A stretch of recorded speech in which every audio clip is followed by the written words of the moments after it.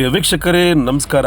ಭಾಳ ವರ್ಷಗಳ ನಂತರ ನಮ್ಮ ದಾವಣಗೆರೆಗೆ ಶ್ರೀ ಗುರು ಹೊಳೆ ಹುಚ್ಚೇಶ್ವರ ನಾಟ್ಯ ಸಂಘ ಕಮತಗಿ ಇವರಿಂದ ನಾಟಕ ಪ್ರದರ್ಶನಗೊಳ್ತಾ ಇದೆ. ಒಂದು ಟೈಮಲ್ಲಿ ದಾವಣಗೆರೆಯಲ್ಲಿ 365 ದಿವಸಗಳು ಕೂಡ ನಾಟಕಗಳು ಇರ್ತಾಯಿದ್ವು. ನಾಟಕ ಮಂಡಳಿ ರಂಗ ಕಲಾವಿದರಿಗೆ ಒಂಥರ ದಾವಣಗೆರೆ ತವರೂರಾಗಿತ್ತು. ಈಗ ನಿನ್ನೆ ದಿವಸ ಅಂದರೆ ಶುಕ್ರವಾರ ದಿವಸ ಮೊದಲನೇ ಪ್ರದರ್ಶನ ಭರ್ಜರಿ ಯಶಸ್ವಿಯಾಗಿ ನಡೀತು. ಈ ಕಾರ್ಯಕ್ರಮವನ್ನು ನಮ್ಮ ದಾವಣಗೆರೆಯ ದುಡಾಧ್ಯಕ್ಷರಾದ ದಿನೇಶ್ ಕೆ ಶೆಟ್ಟರ್ ಅವರು ದೀಪ ಹಚ್ಚುವುದರ ಮೂಲಕ ಉದ್ಘಾಟನೆ ಮಾಡಿ ನಾಟಕ ಮಂಡಳಿಯವರಿಗೆ ಒಳ್ಳೆಯದಾಗಲಿ ಮತ್ತು ದಾವಣಗೆರೆ ನಾಟಕ ಮಂಡಳಿಯವರಿಗೆ ಯಾವ ರೀತಿ ಒಂದು ಪ್ರೋತ್ಸಾಹ ನೀಡುತ್ತಿತ್ತು ಅನ್ನೋದನ್ನು ತಿಳಿಸ್ಕೊಟ್ರು. ಪ್ರತಿನಿತ್ಯ 2 ಪ್ರದರ್ಶನಗೊಳ್ಳುವ ಈ ನಾಟಕ PB ರಸ್ತೆಯ ವಿನೋಬನಗರ ಫಸ್ಟ್ ಮ್ಯಾನ್ BS ಚನ್ನಬಸಪ್ಪನವರ ಸ್ಥಳದಲ್ಲಿ ಖಾಲಿ ಜಾಗದಲ್ಲಿ ಬೃಹತ್ ವೇದಿಕೆಯಾಗಿ ನಾಟಕ ಮಂಡಳಿ ಸಿದ್ಧವಾಗಿದೆ. ಬಸವಪ್ರಭು ಸ್ವಾಮಿಗಳಲ್ಲಿ ಪಾದಗಳಲ್ಲಿ ನಮಸ್ಕರಿಸುತ್ತಾ ಹಿರಿಯರು ನಿರ್ದೇಶಕರು ವೃತ್ತಿ ರಂಗಕರು ಕಲಾವಿದರಾದಂತಹ ಮಲ್ಲಿಕಾರ್ಜುನ್ ಕಣದೋಳನೆ, ದಾವಣಗೆರೆಯ ಪೃಥ್ವಿ ನಮ್ಮ ಶಂಕರಲಿಂಗ ಖ್ಯಾತಿ ಮಾಲೀಕರು, ದಾವಣಗೆರೆಯಲ್ಲಿ ಇತಿಹಾಸವನ್ನೇ ಬರೆದಂತ ಸಿದ್ದೋಡಿ ಚಂದ್ರಧರ್ ಅವರೇ, ಸ್ನೇಹಿತರು ವರದಿಕೋಟ ಅಧ್ಯಕ್ಷರಾದ ಬಂಡಾಳ್ ಅವರೇ, ಮಹೇಶ್ವರ ದುಡ್ಮನಿ ಅವರೇ, ಬಸವರಾಜ ಐರಣ್ಣಿ ಅವರೇ, ಸಿದ್ದೋಡಿ ಮಧುಕೇಶ್ವರೇ, ಮಾಂತೇಶ್ ಪೂಜಾರ್ ಅವರೇ, ಕೊಟ್ರೇಶ್ ಅವರೇ. ಇವತ್ತು ದಾವಣಗೆರೆಯಲ್ಲಿ ಮುಂಚೆ ನಾವು 5-6 ಡ್ರಾಮಾ ಥಿಯೇಟರ್ಗಳು ನಡೀತಾ ಇತ್ತು, ನಿಮ್ಗೆಲ್ಲ ಗೊತ್ತಿರ್ಬೋದು. ಅವಾಗ 5-6 ಜನ ಹೊರಗಡೆಯಿಂದಲ್ಲ, ರಾಜ್ಯದ ಎಲ್ಲಾ ಜಿಲ್ಲೆಗಳಿಂದ ಕಲಾವಿದರು ವ್ಯಾಪಾರಸ್ಥರು ಬಂದು ಇಲ್ಲಿ ವ್ಯಾಪಾರ ಮಾಡಿ ಸಾಯಂಕಾಲ ಡ್ರಾಮಾ ಈ ನಾಟಕಗಳನ್ನ ನೋಡಿ ಇಲ್ಲೇ ಮಲ್ಲಿಗೆ ಬೆಳಗ್ಗೆ ಮುಖ ತೊಳ್ಕೊಂಡು ಹೋಗ್ತಾ ಇದ್ರಂತೆ. ದುಡ್ಡಿಸ್ಕೊಂಡು ವ್ಯಾಪಾರದ ಏನೇನ ಅವ್ರವ್ರ ಅಕ್ಕಿ ಬೇಳೆ ಏನೇನು ವ್ಯಾಪಾರ ಮಾಡಿ ದಾವಣಗೆರೆಯಲ್ಲಿ ಬೆಳಗ್ಗೆ ಬೆಣ್ಣೆ ದೋಸೆ ದಾವಣಗೆರೆ ಹೋಗ್ತಾರೆ ಅಂತ ಇತಿಹಾಸ ಇರುವಂತ ದಾವಣಗೆರೆಯಲ್ಲಿ ಇವತ್ತು ಕೆಲವು ನಡೀತಾ ಇದ್ದಾವೆ 2-3.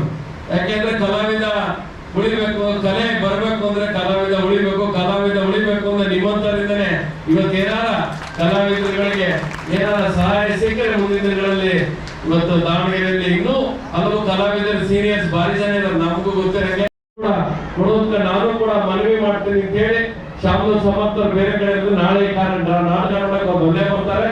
ಅವರಿಂದಲೂ ಕೂಡ ಇಲ್ಲಿನ ಕಲಾವಿದರಿಗೆ ಪ್ರೋತ್ಸಾಹ ಕೊಡುವಂತ ಕೆಲಸ ದಾವಣಗೆರೆಯಲ್ಲಿ ಶಾಮೂಲ್ ಫ್ಯಾಮಿಲಿಯಿಂದ ಮುಂಚಿಂದಲೂ ಆಗ್ತಾ ಇದೆ, ಈಗಲೂ ಆಗುತ್ತೆ ಅಂತ ಹೇಳಿ ನನ್ನ ಮಾತು ಮುಗಿಸ್ತೀನಿ. ಜೈ ದಾವಣಗೆರೆ ಜನರಿಗೆ ರಾರಾಜಿಸ್ತಾ ಇದೆ. ಹೆಚ್ಚಿಗೆ ಮಾತಾಡೋಲ್ಲ, ಟೈಮ್ ಭಾಳ ಆಗಿದೆ. ಹೊಸ ಬಗ್ಗೆ ಆಗೋದನ್ನ ನನಗೂ ಗೊತ್ತು, ನಾನು ಯಾಕೆ ನಾಟಕ ಮಾಲಕ ಆಗಿರೋದ್ರಿಂದ. ಇನ್ನ 3ನೇ ಪ್ರಯೋಗಕ್ಕೆ ಒಂದು 20 ನಿಮಿಷ ಮಾತಾಡ್ತೀನಿ. ಒಂದೇ ಒಂದು ಶಬ್ದ, ಜೀವನ ನಡೆಸಲು ಮನೆಗೊಂದು ತೊಲೆ ಬೇಕು, ಅಡಿಗೆ ಮನೆಗೊಂದು ಒಲೆ ಬೇಕು, ಜೀವನ ಕಳೆಯಲು ನಾಟಕದ ಕಲೆ ಬೇಕು.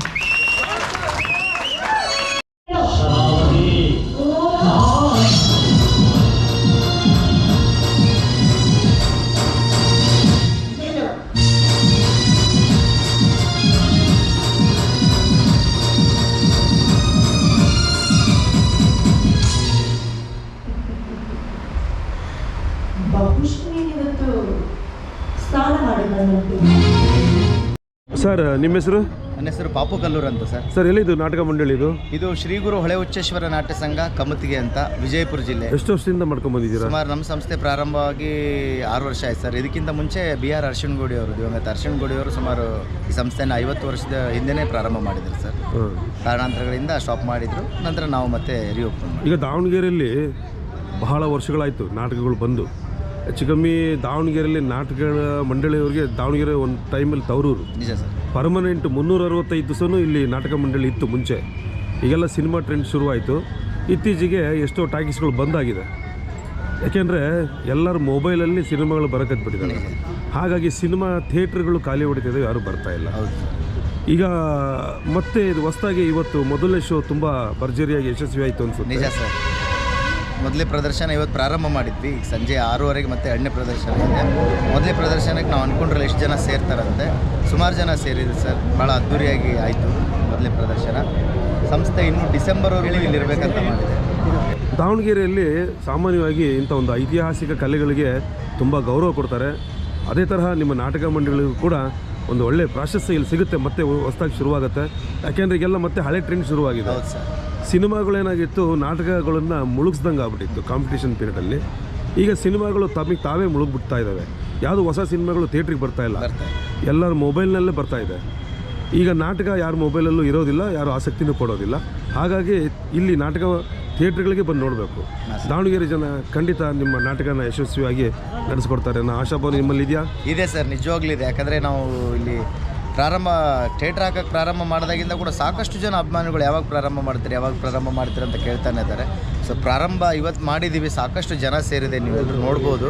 ನಾಟಕದ ಬಗ್ಗೆ ಅನಿಸಿಕೆ ಕೂಡ ತುಂಬ ಅದ್ಭುತವಾಗಿ ಬಂದಿದೆ, ಭಾಳ ಚೆನ್ನಾಗಿದೆ. ಕುಟುಂಬ ಸಮೇತವಾಗಿ ನೋಡುವಂಥ ನಾಟಕ ಅಂತ. ಕಲಾವಿದರು ಕೂಡ ಎಲ್ಲ ಹೊಸ ಕಲಾವಿದರಿದ್ದಾರೆ. ದಾವಣಗೆರೆ ಇಲ್ಲಿರುವಂಥ ಕಲಾವಿದರು ಕೂಡ ಇದರಲ್ಲಿ ಇದ್ದಾರೆ. ತುಂಬ ಒಳ್ಳೆ ಪ್ರಶಂಸೆ ಸಿಕ್ಕಿದೆ ಸರ್. ಸಂಘ ಇಲ್ಲಿ 6 ತಿಂಗಳ ಕಾಲ ನಾವು ಅಂದ್ಕೊಂಡಿದ್ದೀವಿ, ಗೊತ್ತಿಲ್ಲ ಅದು ಎಷ್ಟು ದಿನ ಹೋಗುತ್ತೆ ಅಂತ. 1 ವರ್ಷ ಪೂರ್ತಿ ಇದ್ದರೂ ಇರ್ಬೋದು ನಾವು, ಯಾಕಂದರೆ ಅಷ್ಟೊಂದು ಒಂದೇ ದಿನಕ್ಕೆ ನಮ್ಗೆ ರಿಸಲ್ಟ್ ಬಂದಿದೆ. ನೋಡೋಣ, ಇನ್ನೂ ಸುಮಾರು ದಿನ ಇದೆ. ಅಭಿಮಾನಿಗಳು ಯಾವ ರೀತಿ ಒಂದು ಸಂಸ್ಥೆಗೆ ಆಶೀರ್ವಾದ ಮಾಡ್ತಾರಂತೆ ಕಾದು ನೋಡೋಣ. ಈಗ ನಾಟಕ ಅಂತಂದರೆ ಜನಗಳ ಮನಸ್ಸಲ್ಲಿ ಏನೋ ಒಂಥರ ಡಬಲ್ ಮೀನಿಂಗು, ಏನೋ ಒಂಥರ ಥಿಂಕಿಂಗ್ ಮಾಡ್ತಾಯಿದ್ರು. ಈಗ ಯಾರೊಬ್ಬರು ಒಂದು ಮೊದಲನೇ ಶೋ ನೋಡ್ಕೊಂಡು ಬಂದಿರೋರು ನನ್ನ ಸಂದರ್ಶನ ಮಾಡಿದಾಗ ಹೇಳಿದ್ರು, ಯಾವುದೇ ಥರ ಆ ಥರ ಅವಾಚ್ಯ ಶಬ್ದಗಳಿಲ್ಲ, ತುಂಬ ಸಾಮಾಜಿಕ ಕುಟುಂಬ ಮಕ್ಕಳು ಕೂಡ ನೋಡ್ಬೋದು ಅಂತೇಳಿ ಅವ್ರ ಅಭಿಪ್ರಾಯನ ವ್ಯಕ್ತಪಡಿಸಿದ್ರು. ನಿಜ ಸರ್, ನಮ್ಮ ಸಂಸ್ಥೆ ಉದ್ದೇಶನೇ ಅದು. ಫ್ಯಾಮಿಲಿ ಸಮೇತ ನಾಟಕ ನೋಡಬೇಕು ಅಂದಾಗ ಮಾತ್ರ ರಂಗಭೂಮಿ ಕಲೆ ಉಳಿಯೋಕ್ಕೆ ಸಾಧ್ಯ ಸರ್. ಯಾಕಂದರೆ ನಾವು ಅಶ್ಲೀಲ ಸಂಭಾಷಣೆ, ಅಶ್ಲೀಲ ಡ್ಯಾನ್ಸ್ ಮಾಡಿಸಿದರೆ ಯಾವ ಕುಟುಂಬದವರು ಬರೋದಿಲ್ಲ, ಮುಜುಗರ ಪಡ್ತಾರೆ. ಅದಕ್ಕೋಸ್ಕರ ನಾವು ಯಾವುದೇ ರೀತಿ ಆ ವಲ್ಗರಿಟಿಯನ್ನು ಮಾಡೋದೇ ಇಲ್ಲ, ಬಳಸೋದು ಇಲ್ಲ. ಕುಟುಂಬ ಸಮೇತವಾಗಿ ನೋಡುವಂಥ ನಾಟಕ. ಆಮೇಲೆ ಪ್ರತಿಯೊಂದು ನಾಟಕದಲ್ಲೂ ಕೂಡ ಒಂದೊಂದು ಮೆಸೇಜನ್ನು ಕೊಡೋದಕ್ಕೆ ಪ್ರಯತ್ನ ಪಡ್ತೀವಿ ಸರ್. ನಿಮ್ಮ ಈ ತಂಡದಲ್ಲಿ ಎಷ್ಟು ಜನ ಇದ್ದಾರೆ? ಸುಮಾರು ಒಂದು 30 ಜನದ ತಂಡ ಇದೆ ಸರ್. ಒಂದು 20 ಜನ ಕಲಾವಿದರು, ರಂಗದ ಹಿಂದೆ ಕೆಲಸ ಮಾಡೋರು ಒಂದು 10-15 ಜನ ಇದ್ದಾರೆ ಸರ್. ಒಟ್ಟು 30 ಜನ ಇದ್ದಾರೆ. 30-35 ಜನ. ಅವ್ರಿಗೆಲ್ಲ ಊಟ ತಿಂಡಿ ವ್ಯವಸ್ಥೆ ಎಲ್ಲ ಸರ್, ಎಲ್ಲ ಕಂಪ್ನಿ ವತಿಯಿಂದನೇ ಇರುತ್ತೆ. ಅದಕ್ಕೆ ಅದು ಸಪ್ರೇಟ್ ಸೆಕ್ಷನ್ ಇದೆ. ಅಡುಗೆ ಮಾಡೋರೇ ಬೇರೆ, ಗ್ರೀನ್ ರೂಮ್ ವರ್ಕ್ ಮಾಡೋರೇ ಬೇರೆ, ಡ್ರೈವರ್ಸು ಸುಮಾರು ಜನ ಇದ್ದಾರೆ ಸರ್. ಒಳ್ಳೆಯದಾಗಲಿ. Thank you.